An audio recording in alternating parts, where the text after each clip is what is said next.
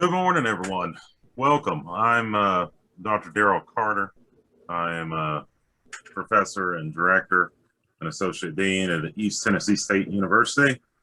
Uh, I'm glad all of you could be here this morning, and I'd just like to say a couple things before we move toward announcements. Um, you know, we are undergoing a reckoning as a country right now on a number of issues, from issues revolving race, ethnicity, immigration, issues over gender, issues over sexual assault and harassment, the best ways we can engage one another, politics, you name it. And one of those areas is the past and how we relate to the past, how we deal with the past.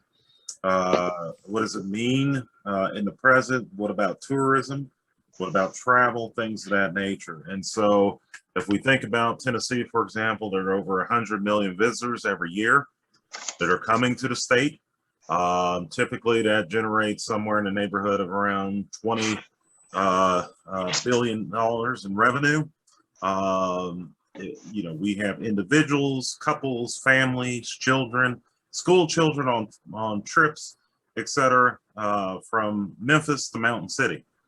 And so in our region here in Northeast Tennessee, we have all kinds of wonderful opportunities, but all too often we take a narrow view of the past, and we take a narrow view of the past that's based on outdated ideas, outdated people who are not necessarily most representative of the people and the culture and the complexity and the richness of the region in which we live. So useful past, putting a spotlight on successful regional development and tourism and things of that nature is here to talk about some of these important issues. And so we had our first event back in May. This is our second event, and I'm pretty excited about it. And we have 4 different entities involved here. One is Black American Studies at ETSU. 2 is the Langston Community Center in Johnson City, the Heritage Alliance in Jonesboro, and the McKinney Center in Jonesboro. And so for me personally, it's been a real pleasure to be able to work with and brainstorm and serve with my colleagues from all 3 other of these institutions. And at this moment, I think what I want to do is to turn it over to Jules, who's been a great partner in helping with all of this, to give some other announcements about what's taking place this morning. Thank you. Thanks, Dr. Carter. I'm Jules Corriere. I'm the Outreach Programming Director here at the McKinney Center in Jonesboro, Tennessee, and also a community performance playwright, listening to the stories of all of the people in the region, trying to find a place for all voices to fit. So that's why this particular project is really important to me. We have a few announcements before we get started. That's just real quick. I want to let you all know that this is being recorded, and we're not going to take any formal breaks. But if you need to step away from the screen at any time, if you feel the need, that's fine. And you'll be able to have the recording if you feel like you missed anything. We're going to hear a brief introduction from our 3 speakers from the Green McAdoo, Alex Haley Farm, and the Langston Cultural Center. And then we're going to ask speakers a series of questions in a roundtable format. And if you have questions for the speakers, please put them in the chat bar. We want to be able to make this an open forum to be able to answer these really important questions and have this conversation that's really, really important. So that's enough of the ground rules, or that's enough of the announcements. We'll go over a couple of ground rules in a second, or we can just handle those now. We do have a limited time, so we'd like each participant to be able to ask at least 1 question and save follow-ups until after the first round. And if we need to move along to the next question, please don't be offended. It's in the spirit of fairness for everyone. the moderators, Dr. Carter and I, will call on different participants for questions. And we're going to keep an eye on the important commentary. Sky is going to be doing that to insert into the conversation as appropriate. So please use that chat bar and put those questions in. And remember, be respectful of each other and the speakers. Remember, we're all human, right? And we're all here with each other. Right now, I would love to ask each of our participants our panelists to give a brief introduction. And first, I'd like to call on Adam Velk, who is the director of the Green McAdoo Cultural Center. Hey, y'all. I'm Adam Velk from the Green McAdoo Cultural Center, as just said. I've been in this position for about since pretty much January 1st. Somewhat new to the area, but kind of getting a good landscape or getting a good idea, finally starting to get a good idea of the area and getting a grasp on how to best serve the community. Thank you, Adam. And then I'd love to call on Ken Libby. He is the business manager for the Children's Defense Fund at the Alex Haley Farm. Thank you so much, Jules. Yeah, the Children's Defense Fund works across the nation, trying to prioritize the needs of children and ensuring that every child gets a healthy start, a head start, a safe start, and a moral start in life with a successful passage into adulthood. We've been operating here on the former Alex Haley Farm for 26 years, and we are working, we want to get back to serving 3,500 people each year here on our property. We mainly, and in fact, our charter says we can only serve child advocates.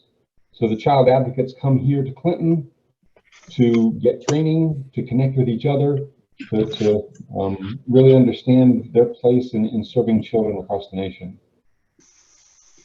Thank you so much, Ken. Next, I'd like to call on Adam Dixon, who is the director of the Langston Cultural Center in Johnson City. Jules, thank you. Good morning to everybody. Adam Dixon with Langston, and the Langston Center sits on the site of the former Langston High School, which was the African-American school from 1893 to 1965. And the Langston Center is focused on multicultural awareness. And that's our overarching goal. And we feel like that we can do that through promoting the arts, education, and community leadership. Thank you, Adam. I'd like to call now on Dr. Carter to provide just to create a little context building here for what we're about to step into with these questions, especially in regards to the Census Bureau. So Dr. Carter, could you provide a little context for us? Sure. I'd like to, just say that the census was completed earlier this year and last year, and this is mandated by law. Every 10 years we have a census, and it tells us all kinds of things about the country. It tells us how many people we have. It tells us where they're at. It tells us or it gives us information which is used to redo congressional maps in the House of Representatives all across the country. It also tells us things about married couples, about children, about age groups, about wealth, about home ownership. I mean, there's a lot of things that go into these types of surveys that are done by the Commerce Department. And so in our region, what we noticed is that, for the first time, we had a decline in white population.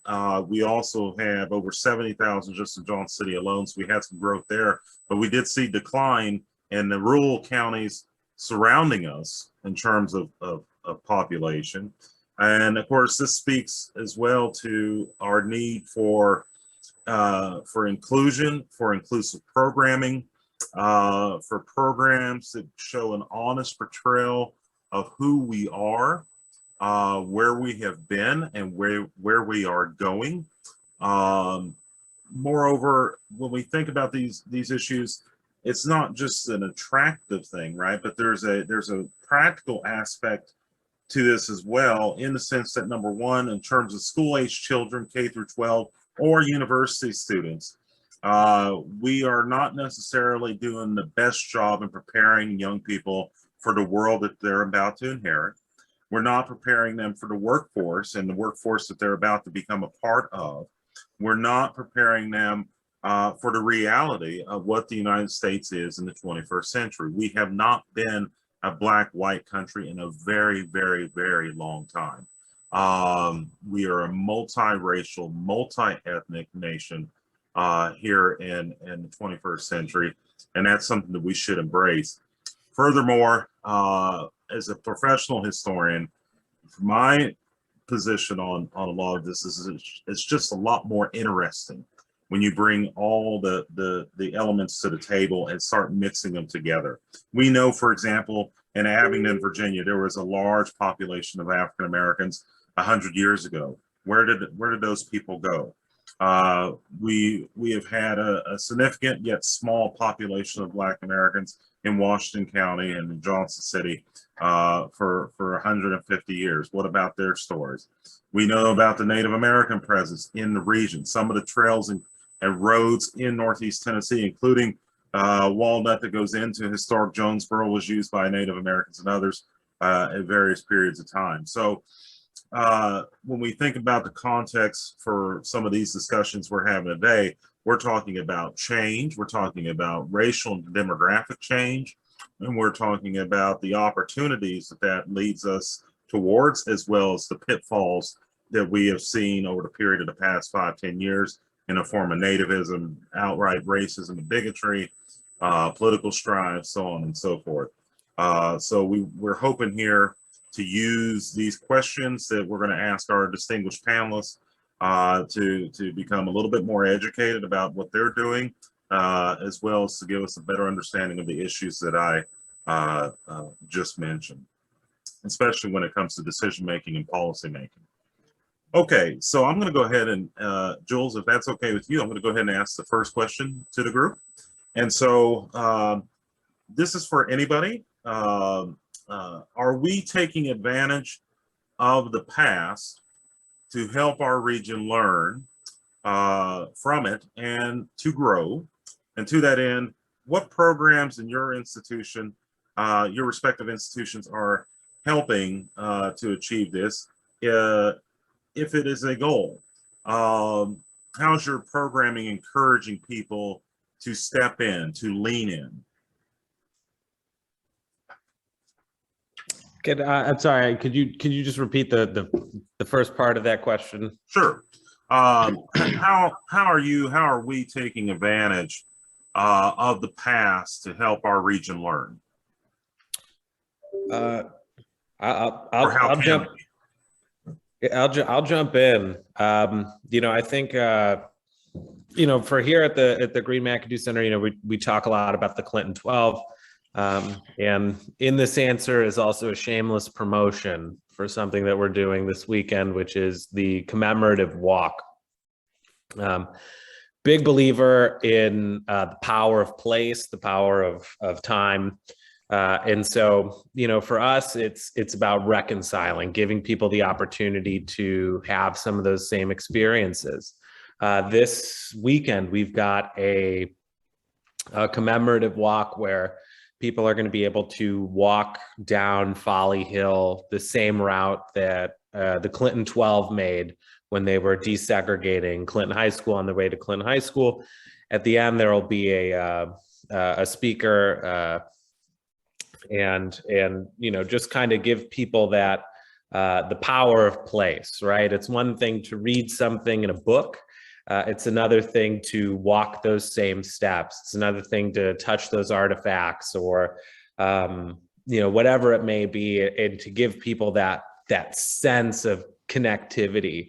So that's one of the things that we're doing. And then on top of that, it's about making sure that the events that you're doing they have not only that connection to history and that understanding, but also about, serving people as well. Like, what are we providing on top of that? And so, for us, we're combining that with an educational fair. The Clinton 12 story is about education. And so not only giving people the opportunity to connect to the history, but also giving them tools outside of that. So in this case, we have college recruiters who are coming down to talk with students about what their different universities have to offer. We've got a woman coming by to talk with families about how to fill out FAFSA. And on top of that, also giving out her personal contacts so that, if they need a little bit more one-on-one or whatever it may be, she'll be available. We're also going to be having different kind of community-based organizations come out to offer services that way, so that people are aware that there's the needle program here in Clinton, that people can get pill boxes so that children can't get into them, knowing that there's childcare with the Boys and Girls Club, all sorts of things. So tying in the history of it, making sure that there is that connection to it, as well as providing a further service, providing more for the community. Dr. Carter, I'll step in. I hear in your question, I guess, two things that come to my mind, referencing the past to move the region forward. So the Langston Center, we may have a unique perspective on that type of question. So utilizing the past to move the region forward. Our country, as you eloquently stated a few moments ago, is going through this shift right now on many levels. And if you embrace critical race theory, which I know we need to be kind of careful to talk about in the state of Tennessee, but if you embrace critical race theory, Dr. Darrell Bell, who's one of the originators of critical race theory, wrote a rather profound paper where he described himself as a Black realist. And describing Black realism, he pretty much admitted the fact that racism in America is going to exist. It's never going to go away. And by admitting that, Black people, African American folks, are just going to have to understand that fact, and that there might be moments in times where things are good, and there might be moments in times when things are bad. When you think about a place like the Langston Center, which very much like Green McAdoo, the Black high school in the community, these spaces were built to divide. And so when we look at our American society today, and we see this hyper sense of division in our society, we have to look at the past, and we have to figure out, how did these people make lemonade out of lemons? How did they survive? How did they thrive? And there was a focus on a concept known as Black excellence. So a place like the Langston Center, we're trying to utilize the past to figure out, particularly at this moment in time when things might be more tense, might be more tart, if you will. How do we make it pleasing to the palate? And so there is this focus on Black excellence that we have. And so we have an after-school program, grades 3 through 12, and we focus very heavily on multicultural education. We do a number of adult classes that highlight the African-American experience. Also, we shift into more of a multicultural pathway, classes like Intro to Swahili and Intro to Spanish. And we also want to reach out to the Latin community because we do see our Latin community as allies. And so, so we are trying to be more multicultural. For this region, however, and in reference back to Dr. Carter's question, we are looking at that past of institutions such as Langston and many other Black schools, Black HBCUs across the country, where there was this focus on Black excellence. It seems like right now that there is a need specifically for the Black community to address that. In a broader context, I think that utilizing the past to move the region forward, there's a focus on community that we here at the Langston Center really want to focus on. And so we know that there was a period in American life where hatred was dominant. We saw rather, history tells us of rather difficult periods, but because of courage, because of perseverance and persistence, we see that we make it through those difficult points. And so in a time such as the 21st century, a place like Langston can be a place to build community. And so we have to look at again, what fuels hatred? Where does that, what is the origins of that? And we have to have serious dialogue, critical conversations about that. So I think those are two particular areas where the Langston Center is utilizing the past to move our region forward. Thank you, Adam. Ken, did you have anything to add to this? Sure. So reaching back to what Adam said about connections, the Children's Defense Fund lifts up the legacy of Alex Haley, who wrote the autobiography of Malcolm X and brought the inner mind of Malcolm X out for all the world to see. He also wrote the stories of Kunta Kinte and all of Kunta Kinte's descendants in the book Roots. So we constantly bring people in to help them understand that history and that legacy, and then help them see the connections in those examples of bringing the history to life, those examples of handing down family stories and legacies, and strengthening families because they know how they connected with each other, how they survived the times, how they prospered when many things were set against them. So Kunta Kinte lived out his life in Virginia. His daughter lived out her life in North Carolina. George was Kizzy's son, so the grandson of Kunta Kinte, took their family to Henning, Tennessee, and they stayed and they prospered, and the book Roots tells of that. Queen and Mama Flora's Family are another two more books that Alex Haley authored that again help to say families can strengthen themselves and families can prosper wherever they set their minds to it. And then the Children's Defense Fund also connects with Dr. Martin Luther King. Our founder, Marion Wright Edelman, was a lawyer for him, and she carried through with the Poor People's Campaign in 1968. She then founded the Children's Defense Fund, and she's been working tirelessly for coming up now on 50 years to make sure that children's issues are lobbying in the Congress. Programs are being developed in many, many states to make sure that children are taken care of. And again, we help to connect the local groups that come to the Alex Haley Farm to all of that that's going on. And we make sure that the national audiences we bring in have that same ability. Each June, we bring about 1,200 educators here to the farm, and we train them on the Freedom Schools curriculum. That idea is that children should have a love of reading, a love of stories, and children should see themselves in the stories as advocates.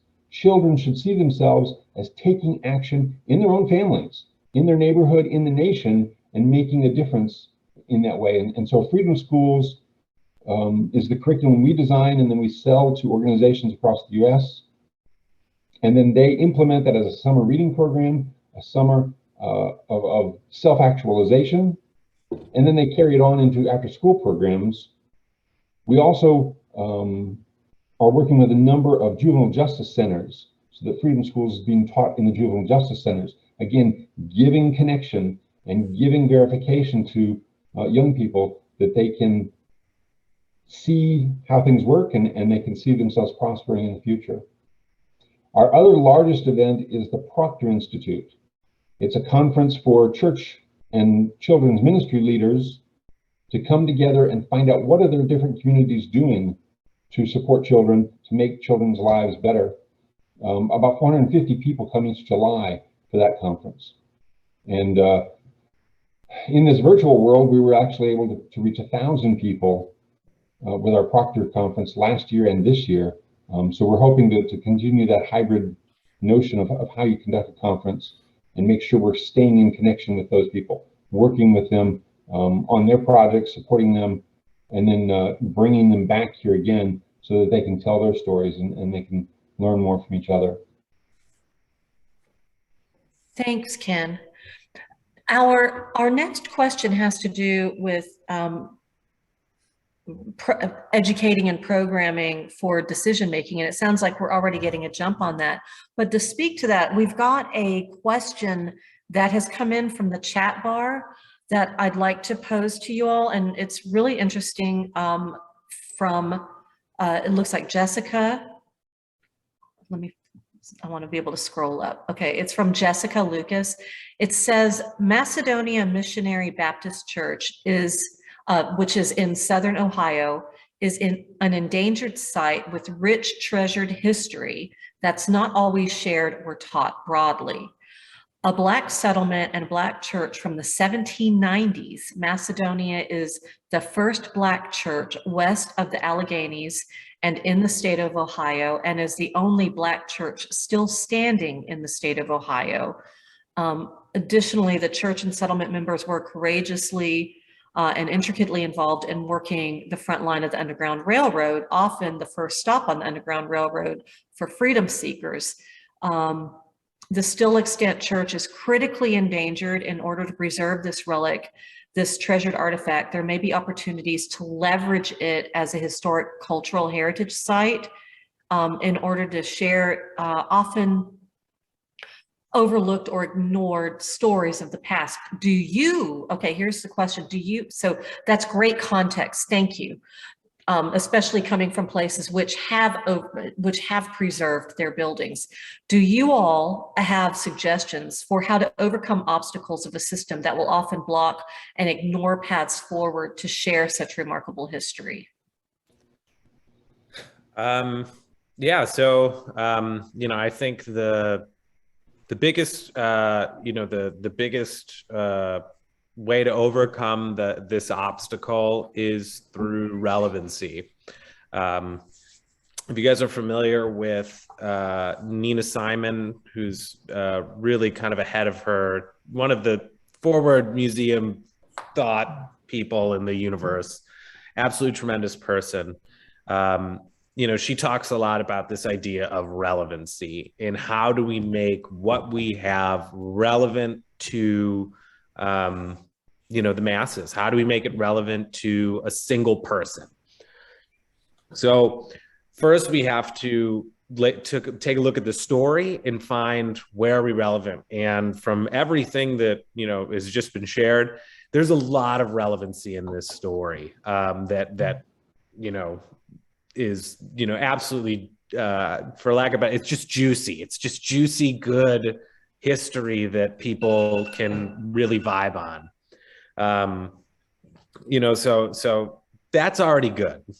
Next is way to make it relevant to, you know, everyday people and then advocate for it.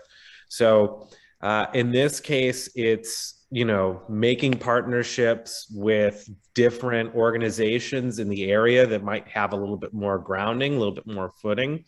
Talking to representatives in your state on the state level, you know, making, you know, town, you know, the local level, making sure that you're kind of putting your step forward and then finding ways to make it so that they can't ignore this. So, you know, in tourism, you know, this is a tourism stop. This is something, a resource that can bring people in. And so arguing on, you know, if we do this right, if we're able to, you know, really highlight all of the excellence here, you know, it's going to bring in X amount of people.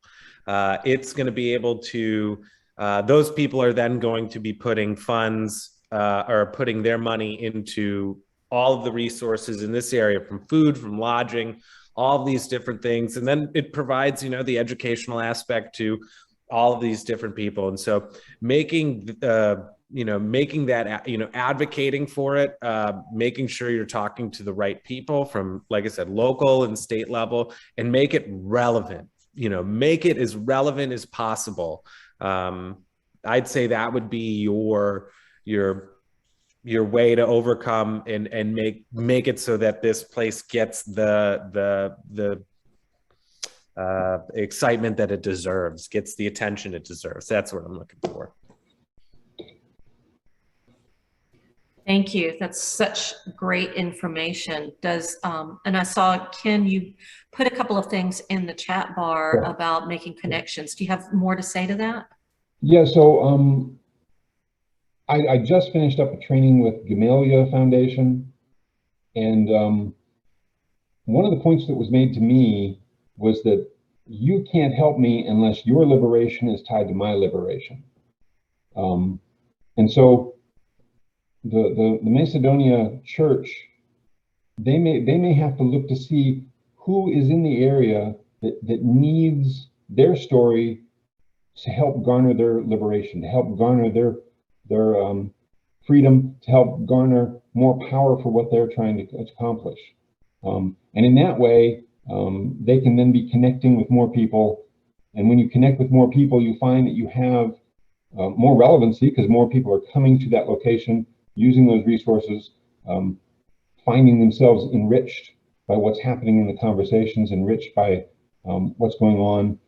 And then as those more people organize and work together, they then can have the power to bring in resources, have the power to bring in attention, have the power to bring in publicity.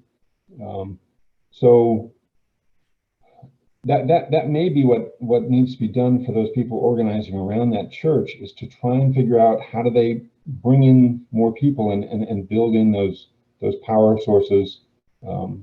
And like Adam was saying, find the relevancy for everybody so that everyone is finding the benefit from that location.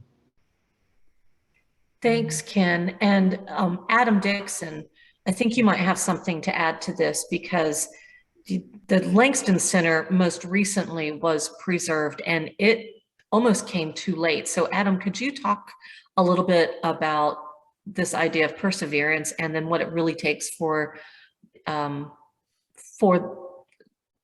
structure to be saved by the community? Yes, ma'am. So a couple of questions do come to my mind, and Jessica, Lucas, just not knowing your community, I don't want to speak in generality. So I do hope that you understand the way with which I'm about to go down this list of questions. But I would be kind of curious to know the percentage of African Americans in the community, where the church is located. Is there a church in the community that has an African American congregation already in the community? Is there African American representation on some kind of legislative body, such as Board of Mayor and Aldermen, City Council, County Commission, etc., Historic Preservation Board, down that line?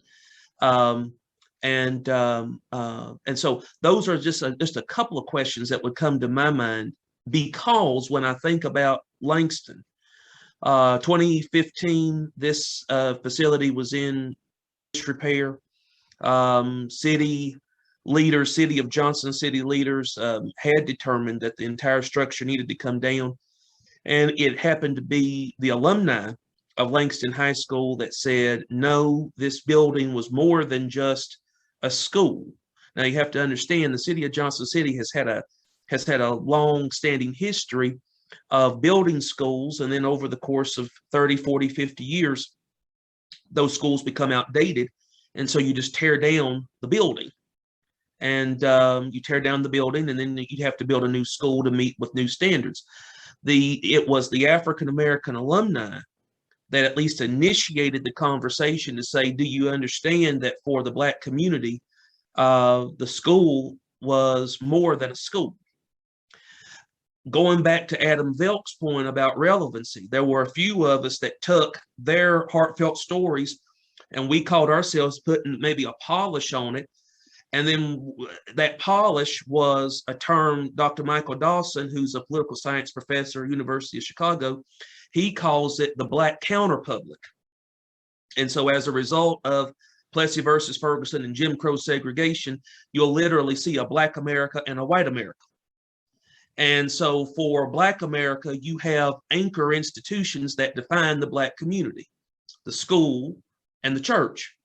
And so we were able to put that veneer, at least to talk to certain audiences, using Appalachian language. We just use proper subject verb agreement, working with certain audiences just to make the case that this is a serious issue. It's more than just a building. The building holds significance to a key constituency.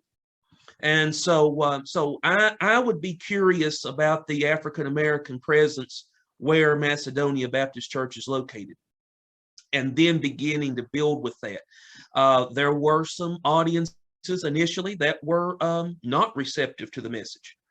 And, you know, in 2021, I really want to believe, and pardon me if I sound as if I'm going down a militant path this morning. I promise you I'm not, I don't think I need to apologize, but I promise you that I'm not in any way far-flung or extremist. But there were some individuals that did not receive this message. But I really do believe that white society's race radar has gotten more sensitive in the past maybe 4, 5, 6 years.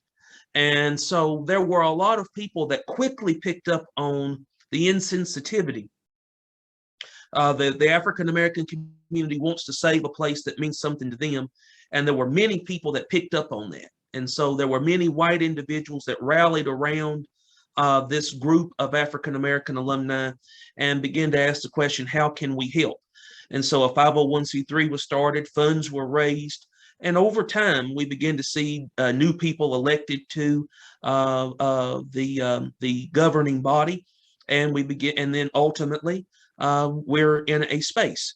So I would encourage Jessica Lucas. Again, let's start identifying some of those key stakeholders, and I hope that you don't interpret that as insulting or demeaning to you. But knowing that this place has specific worth and significance to the African-American community, I think that it is very important for those people to be at the table, to speak, and to also to push. Thank you, Adam. If I can add on, so Dr. Dixon said something to the progress of educational training, to the progress that we're making in changing or adapting to how we teach.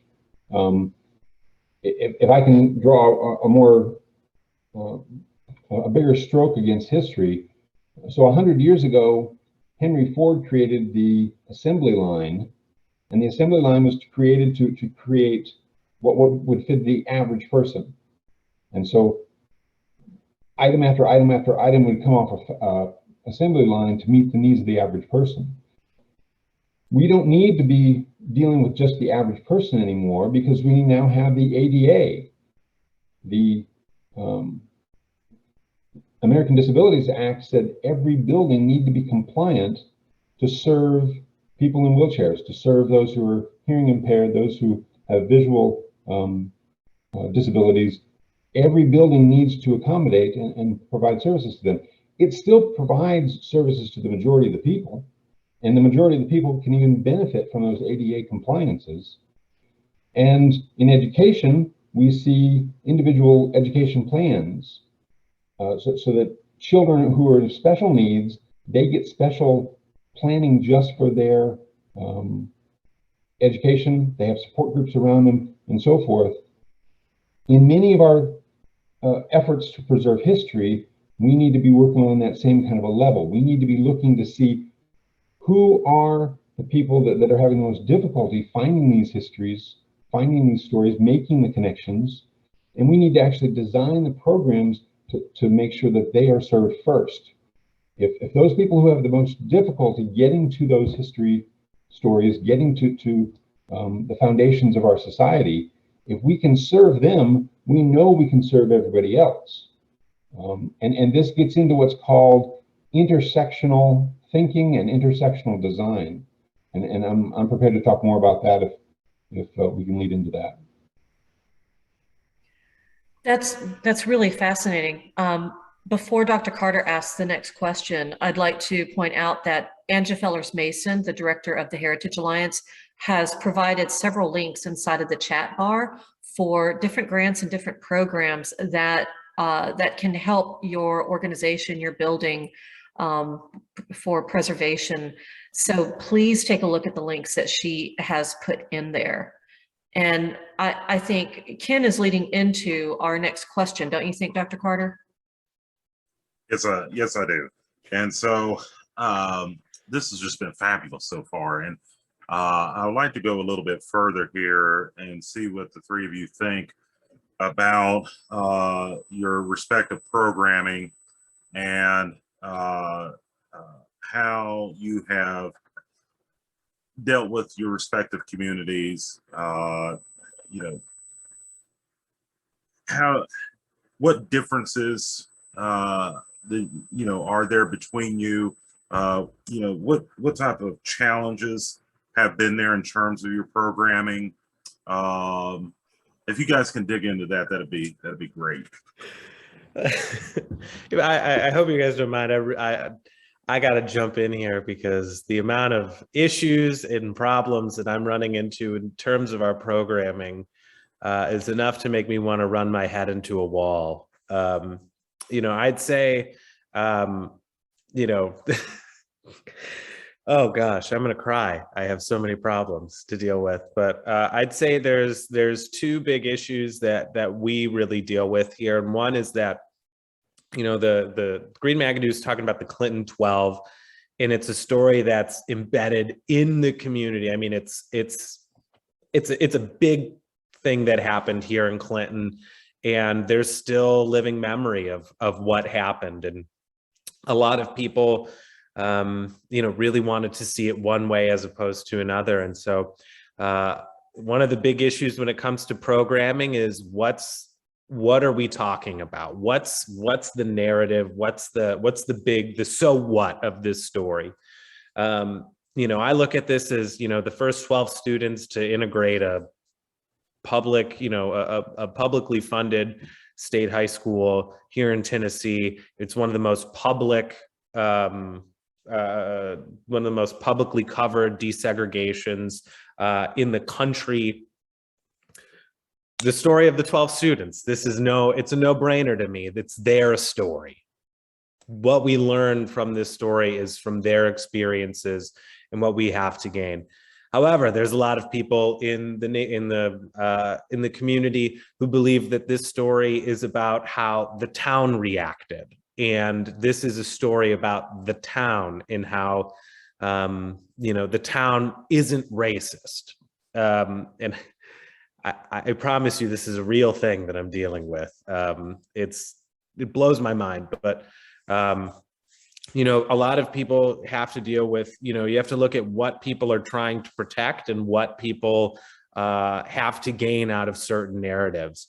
So, a lot of people here in Clinton want the story to be about how Clinton rose and fought against, this racism and, how they all banded together to make sure that these students could all go to school. It's a fabulous narrative. Gosh, if it doesn't sound like the most wonderful thing. However, very wrong on a lot of fronts. It's not real history. It's not true history. It's a wonderful narrative, but it overlooks so many things that actually happened.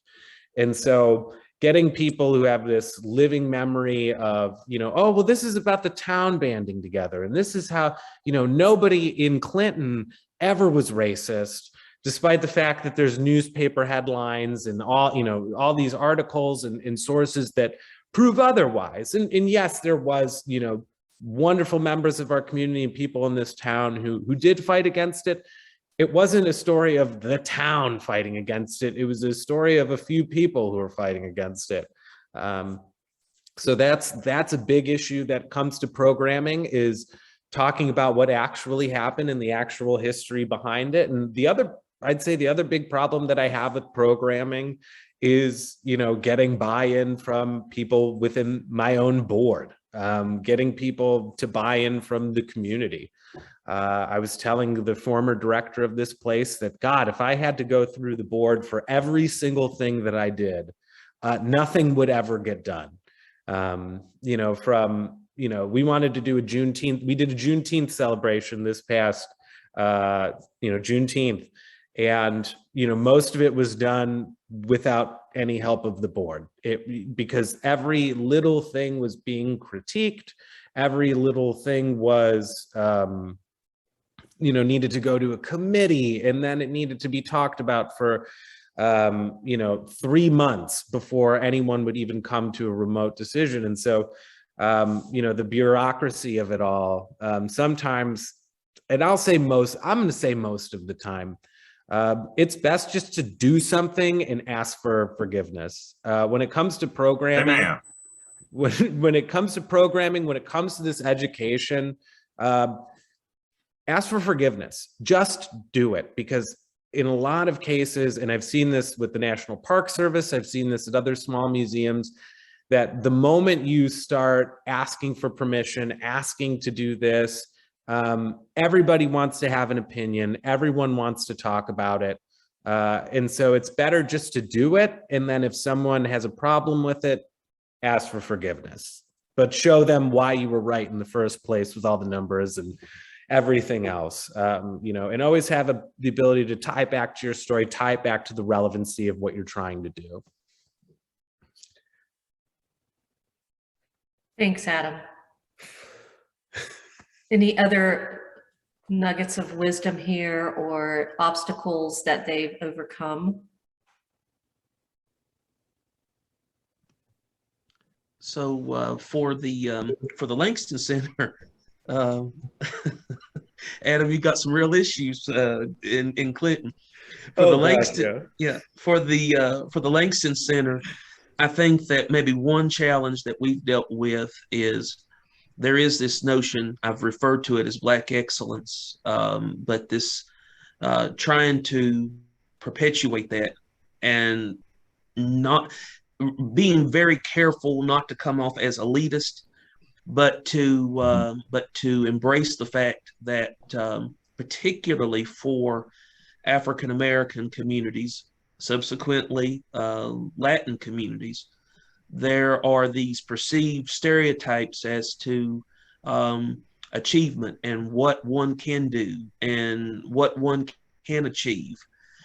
And so there's a need to debunk those myths and those stereotypes. And so sometimes even within the African American community, it's very, very challenging to come back with a healthy imagery. So for example, in Johnson City, we have a College of Medicine. They see, as I think most African Americans have known now for some time, there's been a decrease in the number of African American men who are medical doctors. There's a decrease. And there currently is, to my understanding, 0 African American males in the Quillen College of Medicine here in Johnson City. So there's a desire to promote diversity in their student body. That conversation is a great conversation. It's a real conversation. It's a needed conversation. But the thought pattern is, well, let's go to the high schools and talk to the high school juniors about the topic. And as of right now, generally speaking, and I am speaking in generalities, that conversation is not going anywhere. Young men, young women already have a thought as to where they're going and as to what they want to do in their lives. If you're going to do something of this magnitude, you're going to have to think with the long game, and you're going to have to start very early, and you're going to have to nurture and support and guide and develop and move forward. So I think a challenge for the Langston Center has been to promote that sense of that sense of excellence. Yes, your child can be the best and the brightest. There's nothing holding your child, and I want to be careful with that. And I say that the statement I was about to make was, there's nothing holding your child back. There are environmental factors. Please don't misinterpret me there. There are certainly environmental factors, but we do have to push. It's really within our DNA. We've got to push, and we've got to strive for that sense of excellence. And it's an over elasticized comment. It takes a village. Yes, there are environmental factors, but there is a community willing to help your child if you will just understand the need to make the investment. So that's one particular thing that I think we've dealt with as a challenge. Another challenge that has come up is it goes back to Adam's original comment a few seconds ago about the relevancy. There is I think an initial trepidation and an initial hesitancy to embrace this topic. In today's society, you can go to a particular news source or news sources, and news sources tell you about the sky is falling because of issues related to race. And so there it's very difficult, or at least people come with preconceived notions, and it's very challenging at first to say, you know what, let's just lower the temperature a little bit. There is a positive, healthy, constructive way to address issues of race. Okay, it doesn't have to be what maybe some kind of news source told you that it is. It doesn't have to be that way. If we're proactive and conscientious, we can address it. And so one of the ways that we've worked around that, again, hesitancy and trepidation, is that we try to figure out how to, again, somewhat colloquial language, speak in tongues a little bit. We're trying to figure out how to talk in another language that resonates with other audiences. So in our region, for example, our region is struggling with workforce development. The percentages of deaths outnumber the percentages of births in our region. The age range, something like 18 to about 20, 24, 25, that particular age range, we're seeing a significant decrease. When they graduate ETSU, they're leaving the area. And the big question mark is why? And we argue it's because the area is not diverse. Young people are leaving the area because young people are very positive and progressive on issues of diversity and inclusion. And so this area is not diverse. Thus, you need a place that can promote multicultural awareness. We're not doing white children in this community a service. If they go from kindergarten to 12th grade, 4 years of undergrad, 2 years of graduate school, and the first time that they've ever interacted with anybody different is when they go to get a job and their supervisor is, and you fill in the blank. You're not doing white children in this community a service. So there is a need to promote multicultural awareness. And we see that as, again, a community building issue. There's a need to work with these children from 3rd grade up to high school, helping them healthily transition into college. We see that as a workforce development issue. So those are just some of the challenges that we've dealt with, and again, some of the strategies that we've used to work around it. Thanks, Adam. So I'm hearing long game in this.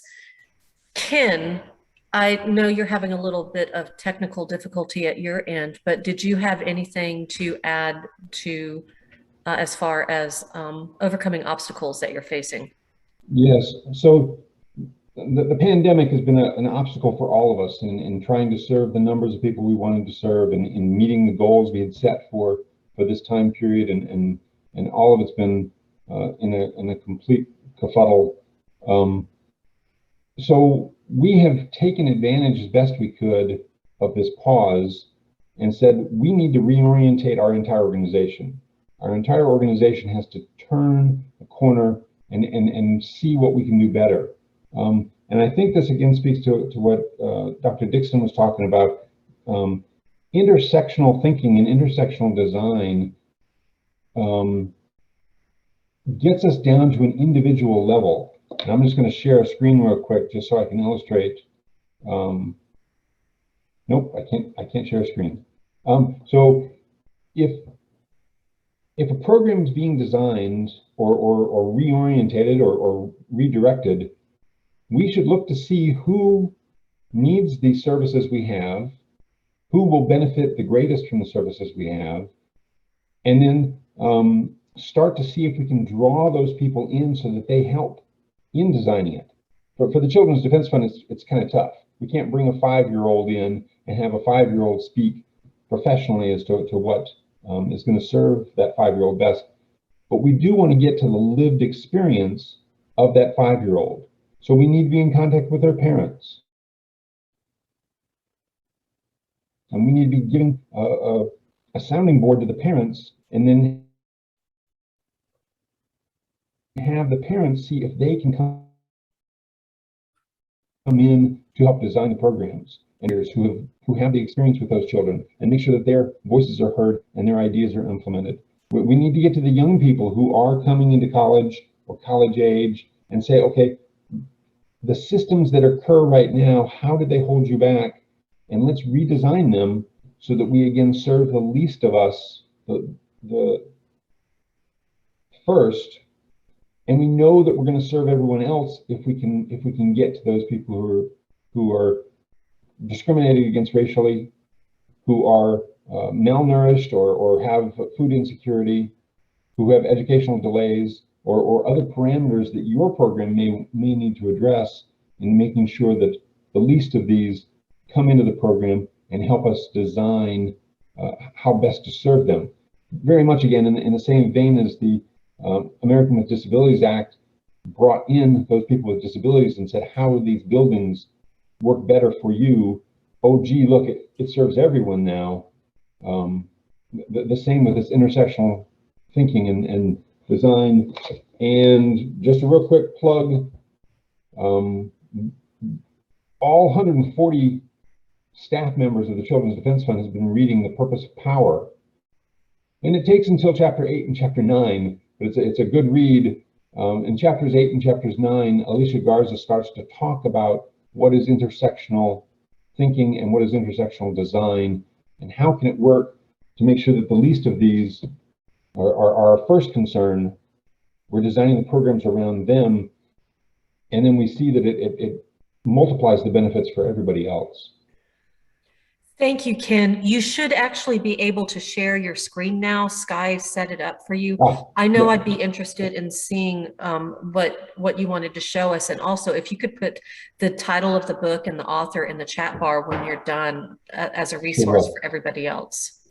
Yeah, I don't think my graphic is very good. Now, it was just going to be 3 lines cutting across to show the intersection of racial discrimination, food insecurity, and educational delays. It was just going to be those 3 lines drawn across each other to show the idea of intersection in one person's experience of being held back by the system, being in such a difficult place. But yeah, I'll post in the chat the name of the book and the author.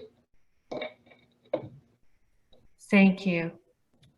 There was, if you don't mind, there was one more thing I just wanted to add as we were sitting there. You know, when it comes to these programs, I cannot stress enough, relevancy is of the utmost importance. And the way that you find out what's relevant is by talking to people in your community. I mean, we're all, you know, probably, you know, pretty, you know, directors and all, you know, managers and all these things, and we sit in our desks, and you know, people have this idea that we're kind of on our high horse and our ivory towers. We need to get out there, and we need to interact with people. We need to go to people into our, you know, we can't wait for them to come to us. We have to be there. If we're doing a program, you should be out there hobnobbing, shaking hands, and chatting with people.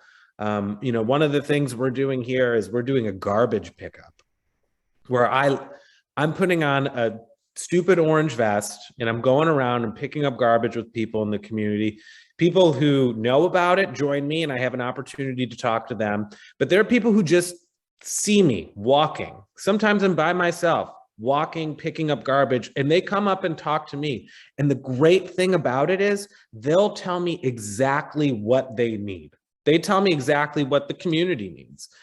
They'll tell me the problems and the issues that are facing these people, you know, that we're trying to serve. And so by getting out there and making yourself available, making yourself known, you know, having these conversations, even if you're just in your museum and you're doing a little program, you know, if you have someone coming in, you know, get out of your desk, sit down, engage with them about the material. But once it's over, chat with them for 5 minutes, get to know them, you'd be so surprised at what people will tell you and the things that they're facing and the stories they have about the connections.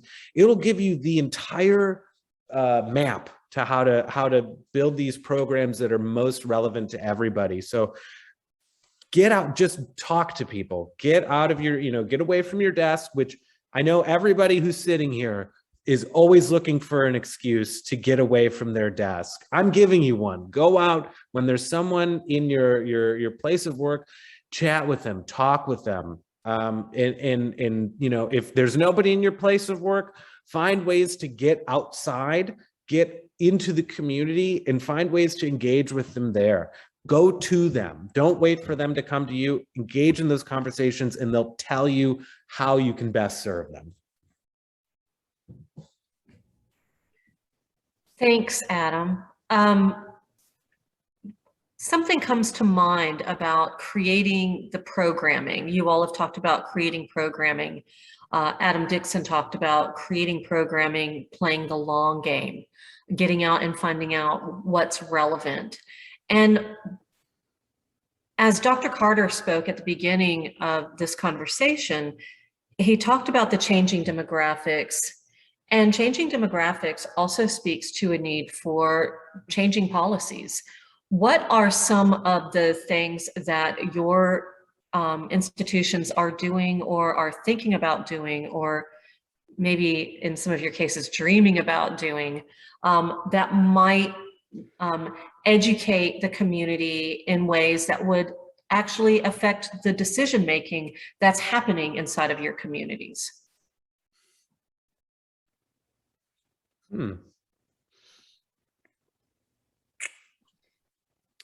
So so just so I'm understanding right, what are the programs that we're doing and the things that we're doing to help ignite change within kind of a larger sense, like the local politics and things like that, and the schools and whatnot?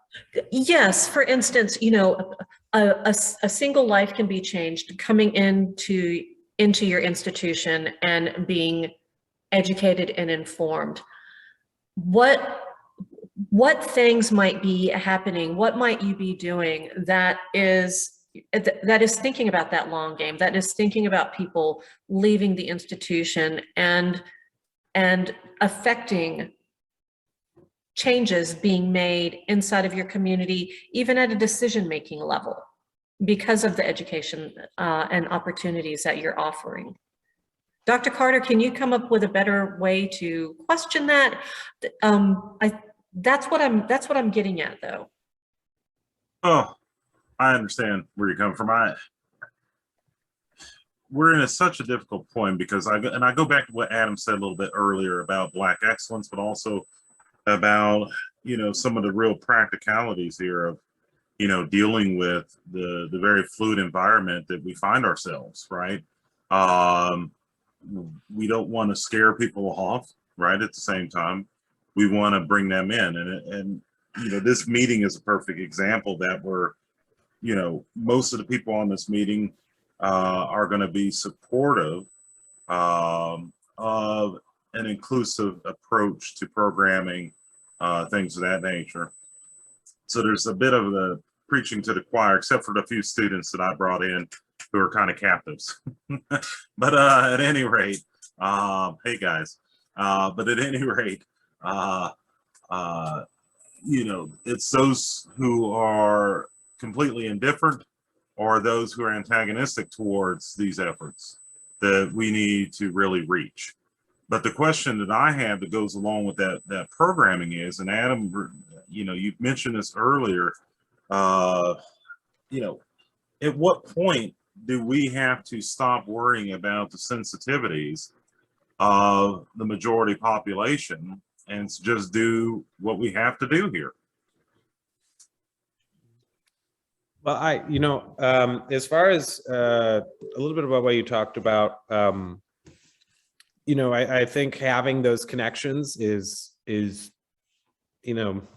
like we talked about with the church in Ohio, having connections in the right places certainly helps get those change.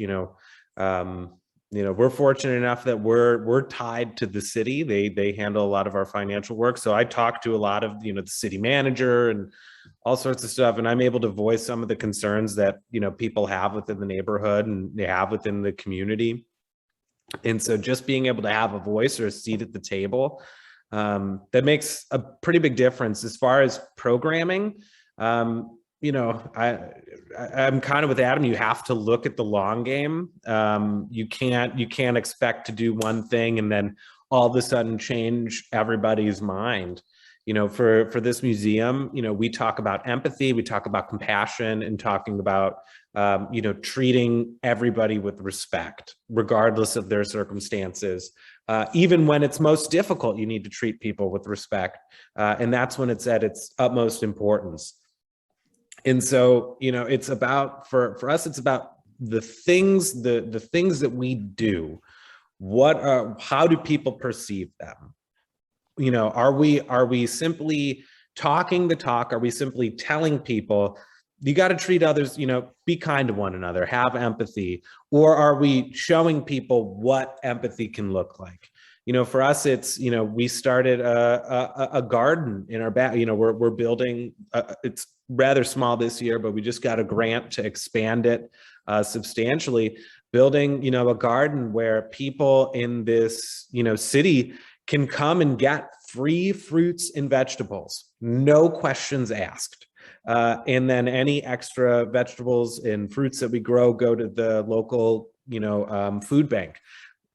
It's making sure that, we did a school supply drive, or not a drive, but a giveaway, where, anybody could come in and get school supplies, no questions asked, no money needed, no money necessary, but also understanding that, it's really hard to ask for help, and telling them that, listen, we're not going to make a big spectacle of this. We're not going to bring in, media and all this sorts of stuff. You're going to be able to quietly, discreetly, if that's how you feel, you can bring your kids, you cannot bring your kids, whatever it may work, but you can come in and we've got a place for you. We've got a place that we can make sure your students can get what they need. And not only that, but make sure they know, hey, midway through the school year, you're probably going to need to re-up on some of those school supplies, because your child is a child. They're going to lose everything. So when you need more school supplies, come here. We will have you covered, no questions asked. You can just show up Tuesday through Saturday or give us a call. However it works out, we've got your back. And so it's these small things. And we've seen the impact of some of these events, making them as accessible as possible, meaning no paywall. If you come to one of our events, they're free. They're free. We only work off of donations so that nobody feels like they can't go because they've got a family of 5, and paying $5 a head that's $25. It costs some good amount of money. The food we serve here, we do hot dogs and snacks and stuff. It's a suggested donation. If a kid needs a hot dog or a parent needs a hot dog, we're going to give them a hot dog regardless.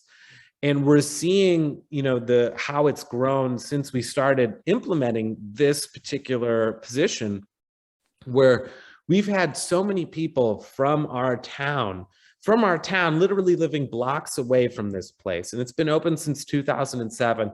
Who've said, you know what? I've never even been here before. I've never even stepped in. I've never, been, I didn't even know this place existed. And this is the first time that they're coming in. And then they're going, you know what? I'm going to need to bring my kids here. I'm going to need to bring my family here. I want to show them this. And so it's, you're taking a long-term effect. You're taking the long route, but you're trying to change hearts and minds essentially. And that's not an overnight process. You know, I've always said, if you can't make it relevant to people who live 2 blocks away, if I can't convince someone who lives 2 blocks away to come up to the museum, I'll never convince someone to come from Knoxville, to come from Nashville, to come from Memphis, to come from anywhere else. So if you know, you have to make it so that, you know, people want to come, that the programs that you're doing are showing the values which you're preaching, which you're espousing. And so that is, you know, and once you get the will of the people and the community behind you, they're going to do the talking for you. And you're going to see that change happen over time. And I think that's the way to go. You know, it's playing chess as opposed to checkers, but you know, you got to figure out how to do it. And to me, that's the way that we've been able to ignite a little bit of change now, and then hopefully a great deal of change in the long term. Well, as Adam has mentioned, yep, you got to think of the long term. You got to think of, and I said the long game. Also look at it within the context of who we are as people of Appalachia, the region of Appalachia. So more than likely, many of us come from communities where the African American presence is noted, highly recognized, or when I say recognized, I'm talking about that there was a rather defined past in our Appalachian communities, and but it's also now significantly the minority. So if we share that commonality, there is a need for us to have, I would say, institutions in our communities that not only share our past, recognize our past, tell that story, but also try to build the community. So when you look at a place like the Langston Center in Johnson City, yes, we want to respect the history of Langston High School. Yes, we do want to educate young people in multicultural education. Yes, we do want to focus on community and build this idea of dialogue and diversity of thought, and how do we really, you know, perpetuate this sense of civility in our community. We want to do all those particular things. But there's also a need to have, again, an anchor institution in the African American community that can move the community forward. When I hear Jules and Dr. Carter speak, I hear them ask the question. What I heard in the question is the creation of policies, the creation of maybe measures that come from our programming. Now, to me, that works within the notion of new systems. And if that's right, then that backs up to the whole idea of systemic racism. Okay. And so, you know, nobody called me the N-word. Nobody came to me in white sheets or anything along that line. But we're looking at how orders and rules and different standards have had this discriminatory, if not racist, impact on communities. How do we change the systems? And it's important, I think, even in Appalachia, that we have institutions that are at least hubs, points of reference, anchors in trying to, in a healthy, proactive, positive way, deal with the systems that have been longstanding for more than a century, 150, 160 years. So there's some things that we're doing. We have here the Ralph E. Davis Academy. Ralph Davis was a local community leader who passed away in the summer of 2019. And we work with young people 15 to 17 years old, and we're exposing them to what it means to be civically engaged. And so we've partnered with East Tennessee State University, and we literally have a semester-long program with these young people, teaching them about what it means to be agents of change in their communities. I think I've mentioned our after-school program, and we're focusing on 3rd and 4th graders as to what it means to speak publicly. What does it mean to understand government? So we're covering civics and things along this line. They have their own version of mock trial and things like this. And so we want to do all those kinds of things so that young people understand what it means to engage in healthy dialogue, diversity of thought, all those particulars, so that hopefully they'll be more informed and more aware.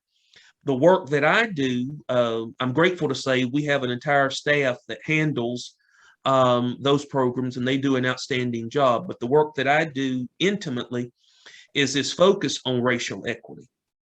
Dr. Carter and I have a shared experience. I won't get into details, but we initially wanted to see a racial equity board here in our city, and that was not successful. So backing up, thinking about the long game, the Langston Center has approached the issue of racial equity. And we see that in the context of community, economic, and workforce development. Right? And I've already mentioned to you the workforce development piece. And so our multicultural education program here is going to be part of our workforce development agenda. We can promote racial equity if we think about the long game. Now, one of the joys that we have here in Appalachia is that we are such a small population. And so, if we're only talking about 6,000 African Americans in Washington County out of 120,000 folks, if we're only talking about maybe a couple of thousand Black children in Washington County, then it's very doable to have a program that would focus on children from grade 3 until they graduate. So we can't have conversations about, well, how much is it going to cost and all. There's a whole federal program called Gear Up. Millions of dollars that focus on children from grade 7 up to they graduate high school. So this can be done. It's very realistic. We can work with these children, nurturing them, providing the supports to help these young children graduate, so that when they graduate high school, they transition into post-secondary education. It's very realistic. It's very doable. Yes, ma'am. Gear Up and Upward Bound. That's exactly right. So the programs are there. So we've just got to, again, speak that language. So workforce development, community development. There is a need to bring some fresh ideas to the local community. So, for example, cooperative economics, community building. We need to have those conversations in particularly the African American community, and particularly here in Appalachia. We need to start talking about what does that look like? People coming together, 10 people coming together, $50 among the 10, and what are you going to do with that money every month? Something as simple as that. How can we build systems that are resilient, sustainable, and impactful? No offense to anybody else, but there's some things that we need to do amongst ourselves. And then once we get some confidence, then we can start opening up our arms and our minds and our eyes and start including people. And we can start moving forward. So there's some things that we need to do there. So in terms of community development, and then lastly, economic development. The George Floyd murder occurred. Everybody in our community was alarmed as the result of what they saw in the video, and they emails and phone calls. We want to help Black-owned businesses, but we don't know where they are. We don't know, where is there a directory of Black-owned businesses? And so the Langston Center stepped in, and we produced a directory of African American owned businesses. And we're currently working on a directory of Latin-owned businesses. And so, and so now, because of just that simple thing, now our Chamber of Commerce is saying, oh, well, we didn't realize that. Well, we didn't realize that this was an issue. Well, now we have this directory, and now we're able to have a little more leverage in working with our chamber and various other institutions about how you need to approach minority-owned businesses. We didn't realize there were that many in Johnson City. Well, they're here. They're here. And so the Langston Center will be moving forward with Minority Enterprise Development Week, September 19 through 25. And so when Dr. Carter and myself and a few other folks, we went to our city leaders, and we had hoped for some things to move our community forward. That didn't happen. Well, there's, if you've ever been in corporate America, there's always a workaround. There's always a workaround. So, don't get frustrated when, things don't go the way you would like for it to go. There's always a way to get there to the mark, particularly if the mark is just and the mark is, appropriate. There's a way to get there. It may be a little bit harder, but it's a way to get there. So those are some ways that we're trying to, change some of the systems that have defined our communities. Thanks, Adam. So what I'm hearing is build for everyone can just start, Adam, and play the long game, other Adam. And what we're building here, what we're doing here is, it's not just a one-off. This is, as Dr. Carter said in the beginning, we did the first in this series of conversation workshops, conference, whatever you'd like to call it. We did the first one a few months ago. We've got this one now. We've got our eye on another one. Everyone has heard some really great insights from the groups today. And just in the chat bar, if you could quickly, from what you've gleaned today, just something very quick or short, think of a minimum elegant next step that you or your organization might take toward either building for everyone, just starting, or playing the long game, just to get some ideas as an idea share that we can do. And you all can just pop some of your ideas or suggestions into the chat bar. But for right now, I'd like to have Dr. Carter kind of give us a final thought, a final summation on really highlighting some of the basic human needs that are being addressed in these by these three organizations.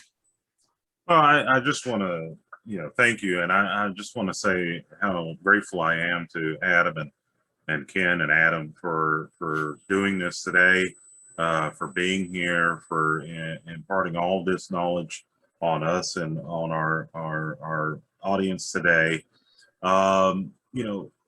This is, as Jules said, this is not a one-off type thing. This is an ongoing process between our respective entities here to try to improve Northeast Tennessee, to improve the lives of our own people here.